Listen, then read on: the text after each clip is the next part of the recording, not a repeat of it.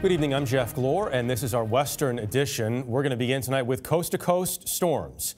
More on the west in just a moment, but right now the largest section of severe weather is the 1,600 miles from Minneapolis to Maine. Plenty of accidents, and power has been knocked out as cities including Chicago, New York, and Boston deal with a mix of snow, ice, and rain, followed by an overnight freeze. Some areas could get 1.5 feet of snow. Here's David Begnaud. The wall of wintry mix was a wallop.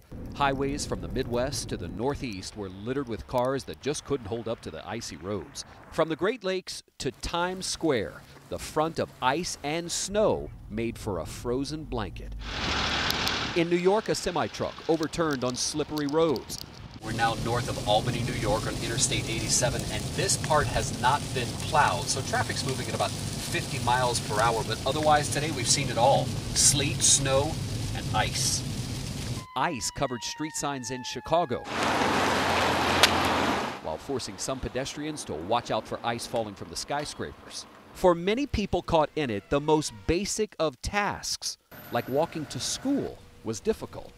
It's crazier than I've ever seen. Oh, it's incredibly slippery. If you're not having proper traction on your shoes, you're going to definitely slip and fall. As the road conditions were beaten and tested, so was the air travel. More than 2,500 flights were canceled today. Another 5,000 were delayed. Before it's all over, the storm will have dropped as much as 5 inches of snow in parts of New England.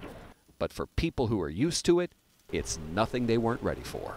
I wasn't very surprised by the storm. It seemed like we were going to get a decent amount of snow. We got a really nice snowstorm a couple weeks ago, and so I'm not really surprised. I trust the weather people.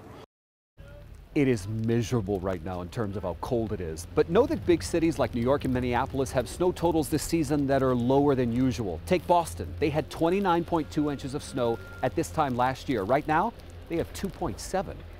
Jeff? Very interesting point, David Begnaud. Thank you very much.